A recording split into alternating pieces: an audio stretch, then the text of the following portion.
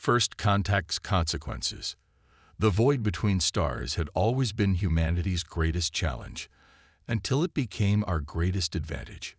Captain Eliza Hayes stood on the bridge of the ESS Aldrin, Earth's most advanced exploration vessel, as it drifted through the uncharted Cygnus sector. Though impressive by human standards, the Aldrin was modest compared to the behemoths other species paraded through the galaxy. A crew of just 34 operated the sleek vessel, designed for scientific discovery rather than combat. Captain, we're detecting an anomalous energy signature at bearing 227 Mark 43. Lieutenant Commander Jackson reported, his fingers dancing across the holographic interface. It's moving. And fast. Hayes moved to the tactical station, her weathered face illuminated by the blue glow of the display. 20 years of deep space exploration had taught her that anomalous rarely meant friendly. Classification: unknown, Captain. But the mass and energy output suggest a vessel approximately 3 times our size. The bridge fell silent as the crew processed this information. Humanity had encountered only 3 other spacefaring civilizations in the century since achieving faster-than-light travel. Each meeting had been peaceful, if sometimes awkward. First contacts were delicate affairs. Open all standard greeting channels, Hayes ordered, and bring us to yellow alert, just in case. The alien vessel emerged from the darkness like a predator from the depths. All angles and gleaming metallic surfaces that seemed to absorb rather than reflect light. Sensor readings flooded in. Weapon systems unlike anything in human databases, shield technology far beyond Earth's capabilities, and power generation that defied current understanding of physics. "They're scanning us, Captain," Communications Officer Chen announced. "Intense energy sweeps. They're penetrating our hull." Hayes frowned. Such aggressive scanning was considered highly impolite by galactic standards, the equivalent of frisking someone during a handshake. "We're receiving a transmission," Chen continued. "Audio and visual."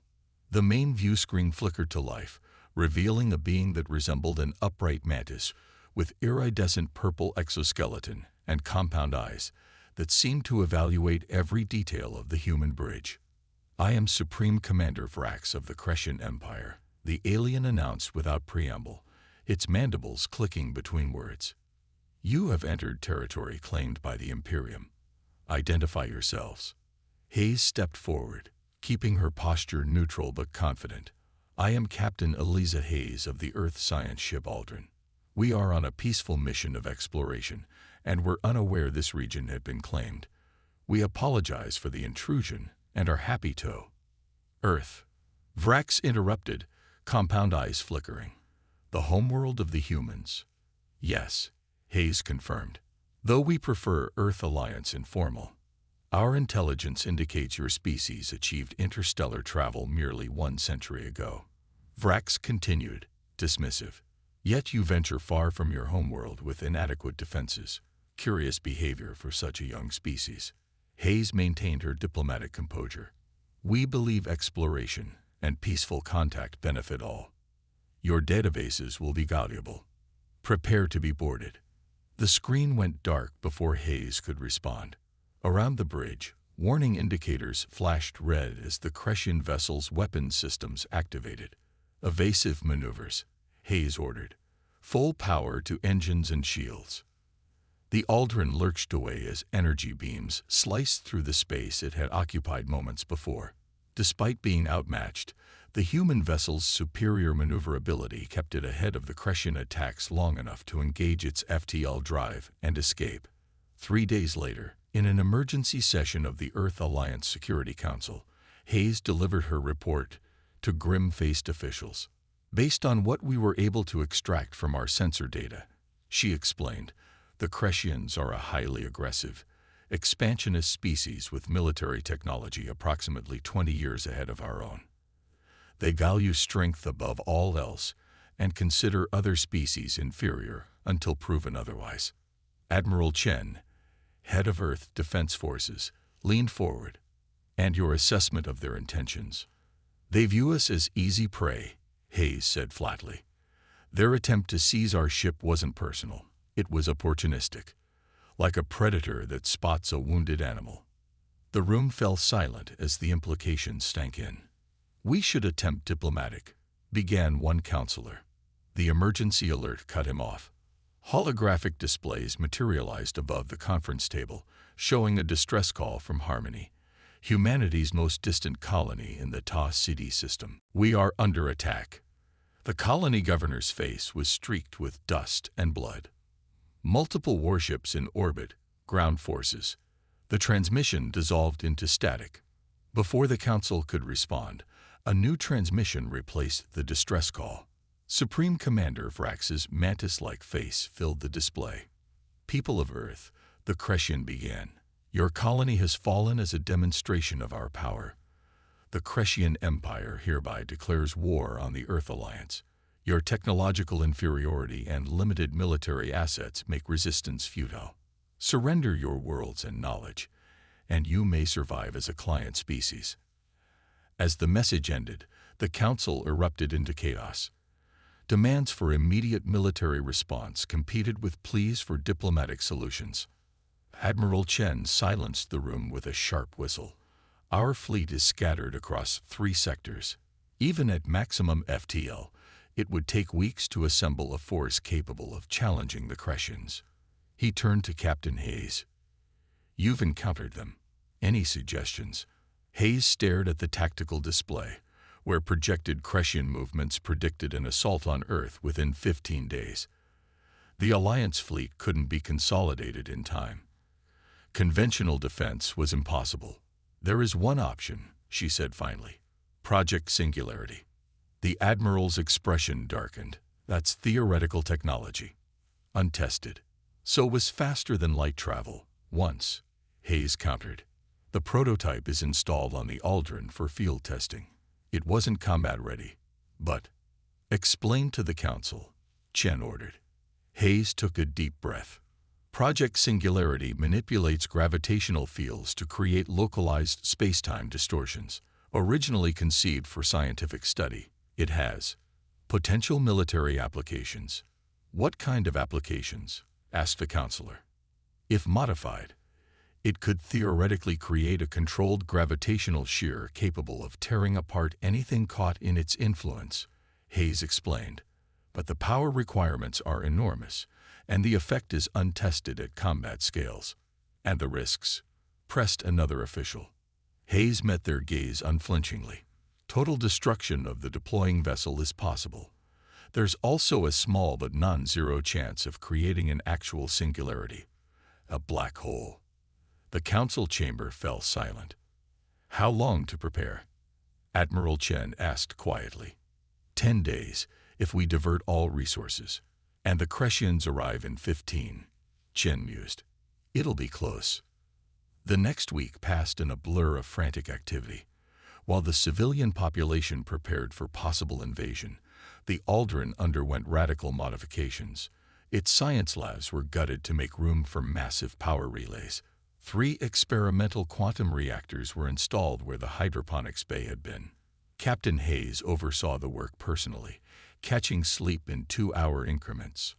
On the 9th day, she addressed her crew in the ship's mess hall. "Volunteers only," she emphasized, looking at each face in turn. "The Singularity Protocol has a 63% chance of destroying the Aldrin, even if it works as designed. Anyone who wishes to transfer out will receive my highest recommendation." Not a single crew member requested transfer. The night before deployment, Hayes found Lieutenant Commander Jackson in the observation lounge, staring at the distant speck of light that was Earth. "Having second thoughts?" she asked quietly. Jackson shook his head. "Just thinking about physics, actually. The Crescians are technologically superior in almost every way. Yet they've overlooked something fundamental." "What's that?" "That humans are really good at finding creative ways to exploit the laws of physics when our backs are against the wall." He smiled grimly. "They think gravity is just an inconvenient force to overcome with their fancy drives. We see it as a weapon they'll never expect." Hayes clasped his shoulder briefly. "Get some rest, Commander. Tomorrow, we find out if our creativity is enough. Defiance against all odds. The Crescian Armada arrived at the edge of the Sol system with devastating precision. 47 warships, arranged in a three-dimensional battle formation that humans had never encountered before, sliced through the darkness of space like a swarm of metallic predators. From the bridge of the flagship Imperial Dominance, Supreme Commander Vrax observed the tactical display with cold satisfaction. The humans had managed to evacuate their outer colonies and establish a defensive perimeter, but their efforts were futile. His intelligence officers had cataloged every vessel in the Earth Alliance fleet. None matched Crescian firepower or shielding. Supreme Commander, his second-in-command, chittered. Human transmissions indicate they wish to negotiate surrender terms. Vrax's mandibles clicked with amusement. They learned quickly. Perhaps they will make useful servants after all. He paused, compound eyes narrowing. However, one must teach primitives proper respect. Target their orbital defense platforms first. Let them witness the fate of resistance. As the Crescian fleet accelerated toward Earth, long-range scanners detected a single human vessel approaching. The tactical officer magnified the image on the command view screen, revealing the ESS Aldrin moving on an intercept course. They send one ship. Vrax's mandibles clicked rapidly. The Crescian equivalent of derisive laughter. Perhaps as a ceremonial surrender, or do they believe in heroic last stands? The second-in-command studied the sensor readings. The vessel appears heavily modified. Power signatures are unusual. Unusual how? It's generating energy levels inconsistent with its size and known human technology. Vrax considered this information. A deception, perhaps, or a desperate weapon. After a moment's thought, he ordered, "Target the human vessel with disruptors. Destroy it before it approaches within weapons range." Multiple Crescian warships adjusted their trajectories, energy weapons charging to eliminate the lone defender of Earth. Aboard the Aldrin, Captain Hayes sat calmly in the command chair as warning indicators flashed across every display. The ship had been stripped to its essential systems, all power diverted to the Singularity Protocol. Even life support operated at minimum capacity, leaving the bridge uncomfortably cold. Multiple targeting locks, Captain, Lieutenant Chen reported, her breath visible in the chilled air. "They're charging weapons." Hayes nodded. "Time to activation." Singularity core at 94% spin-up, Jackson replied from the engineering station. 3 minutes to threshold. "We won't have 3 minutes once they open fire," Hayes noted. The tactical officer looked up. "Shall I activate defensive measures?" Hayes shook her head. "We need every joule of power for the protocol. Evasive pattern delta. Make them work for it." The Aldrin began a series of unpredictable maneuvers, pushing its structural integrity to the limit. The first Crescian energy beams missed by meters, superheating the space around the human vessel. 2 minutes to threshold, Jackson called out, his voice steady despite the violent evasions throwing the crew against their restraints. A glancing hit from a Crescian destroyer sent alarms blaring throughout the ship. Hull breach in the lower decks. Automatic seals engaged, but the damage was severe. "They're coordinating their fire," Chen warned. "Next volley incoming in 20 seconds. Hayes opened a ship-wide channel. "All hands, brace for impact. Remember why we're here."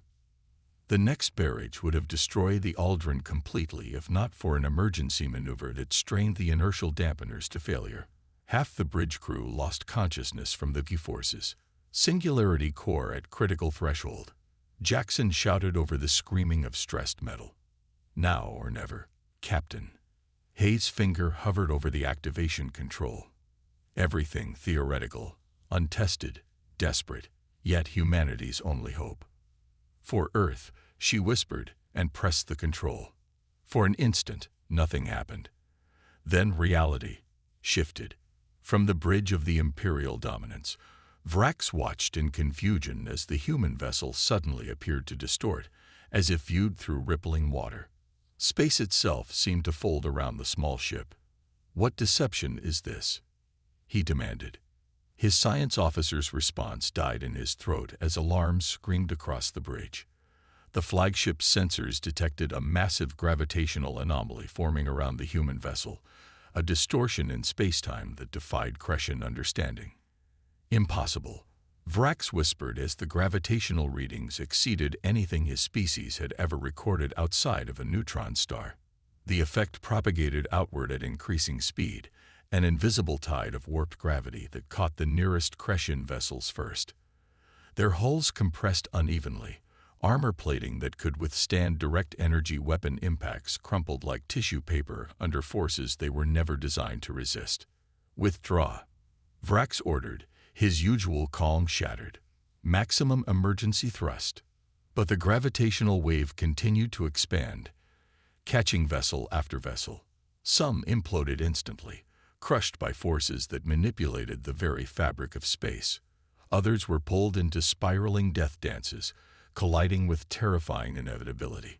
Aboard the Aldrin, the situation was equally dire. The ship's hull groaned under stresses it was never meant to endure, as the Singularity Protocol generated forces that warped space both outside and inside the vessel. "Containment field failing," Jackson reported, blood streaming from his nose due to microgravity fluctuations.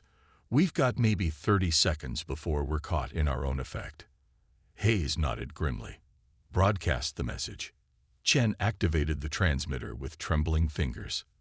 The message, carefully crafted days earlier, went out on all frequencies in both human standard and the Kretian language that they'd hastily decoded. This was one ship with experimental technology. "Our main fleet is en route with 23 vessels similarly equipped. You have witnessed what a single gravitational manipulator can do. Withdraw from Earth space immediately, or face complete annihilation." The truth, of course, was that no other such devices existed. The Aldrin contained the only prototype, now burning itself out in a spectacular display of destructive power. 15 seconds to containment failure," Jackson warned. Hayes looked around at her crew, those still conscious meeting her gaze with determination despite the fear. "Initiate emergency shutdown," she ordered. "Reroute all remaining power to structural integrity fields." It was their only chance of survival, a slim one at best. The Singularity Protocol had never been designed with a safe shutdown procedure in mind. As Jackson executed the command sequence, the gravitational distortions reached their peak. 29 Kretian warships had already been destroyed or crippled beyond function. The Imperial Dominance, positioned at the rear of the formation, had sustained severe damage but remained operational. Supreme Commander Vrax, his exoskeleton cracked and one compound eye shattered, watched in disbelief as the human vessel somehow survived the gravitational maelstrom it had created. The effect was dissipating now, leaving a debris field where the pride of the Kretian fleet had been moments before. The humans, he rasped to his surviving officers. How could they possess such technology? Our intelligence indicated. Supreme Commander, interrupted the communications officer, we're receiving transmissions from the edge of the system. Multiple vessels approaching at high speed. Vrax felt a cold dread settle in his thorax. Human reinforcements. Unknown, but their signatures matched the profile in the human message. In truth, these were civilian transports and outdated patrol vessels, the only additional ships Earth could muster, with their power signatures artificially modified to appear similar to the Aldrins. But the Kretians had no way of knowing this. Vrax stared at the tactical display, calculating his options. With only 18 ships remaining operational, facing potentially 23 vessels armed with gravity weapons. "Order all remaining ships to withdraw," he commanded quietly. "We require strategic reconsideration." As the surviving Kretian vessels limped away from Earth, the Aldrin drifted among the wreckage, its hull scorched and buckled but miraculously intact. Inside, emergency systems had taken over from the failed main power grid. The air was thin and growing colder, but they were alive. Captain Hayes, nursing a broken arm, looked around at her surviving crew in the dim emergency lighting of the bridge. "Status report," she managed, her voice hoarse. "Hull integrity at 29%, Chen replied weakly. "Life support on emergency backup. Communication systems functional but limited to short range. Any sign of the Cretans?" "They're withdrawing, Captain," Chen confirmed, a note of wonder in her voice. "All of them. We did it." 2 days later, after rescue ships had towed the crippled Aldrin back to Earth orbit, Captain Hayes stood before the Alliance Security Council again. Her arm was in a sling, her face still bearing cuts from the battle, but her posture remained straight and proud. "The Singularity Protocol exceeded theoretical parameters by 42%, she reported. "The gravitational effect was more powerful and widespread than our simulations predicted. Unfortunately, the core burnt out completely. It will take years to construct another prototype." Admiral Chen nodded. "By which time, the Cretans may return with countermeasures." "Perhaps," Hayes acknowledged. "But our intelligence suggests their withdrawal was not tactical but strategic. They believe we possess an entire fleet of gravity weapons. That misconception may buy us the time we need." "Time for what, Captain?" asked a counselor. "To actually build that fleet," Hayes answered simply. "The Cretans underestimated human ingenuity once. We shouldn't count on them making the same mistake twice." 6 months later, a Cretan diplomatic vessel approached Earth under a flag of truce. Supreme Commander Vrax had been replaced, the new envoy explained, after the strategic reassessment of the aborted invasion. The Cretan Empire, it seemed, wished to establish formal diplomatic relations with the Earth Alliance, a significant shift from their previous stance. The envoy presented a treaty proposal that, while not entirely equitable, acknowledged humans as a major power worthy of respect rather than conquest. During the negotiations, the Cretan diplomat casually inquired about humanity's gravitational manipulation technology. Admiral Chen, representing Earth's interests, simply smiled. "We find it's better to demonstrate capabilities than discuss them," he replied evenly. "I'm sure you understand." The treaty was signed within a week. In the officers' lounge of the newly rebuilt ESS Aldrin, now a prestigious diplomatic vessel, Captain Hayes stood by the viewport, staring at the stars. Lieutenant Commander Jackson joined her, 2 glasses of aged whiskey in hand. "To creative problem-solving," he toasted, handing her a glass. Hayes smiled faintly. "And to making sure no one ever discovers our bluff." "Is it really a bluff?" Jackson asked. "The second-generation prototype is nearly complete, this time with proper safety protocols." "True," Hayes acknowledged. "But one functional weapon isn't a fleet." "No," Jackson agreed, "but the Cretans don't know that. And fear of what they don't understand bought us the peace we needed." Hayes sipped her whiskey, contemplating the vast darkness between stars, the void that had almost claimed them, but which they had instead turned into humanity's greatest weapon. "The most powerful force in the universe," she mused. "Gravity. Imagination," she corrected. They had superior technology in every measurable way, but they lacked the desperation that drives innovation, the human quality that makes us look at fundamentals forces of nature and ask, what if? Beyond the viewport, Earth shone blue and serene, protected not by its military might, but by a reputation born from a single act of desperate creativity, and the galaxy's newfound uncertainty about what else humans might be capable of when pushed too far. Supreme Commander Vrax had wanted war. What he'd gotten instead was a lesson in humanity's most dangerous weapon, the ability to rewrite the rules when losing the game.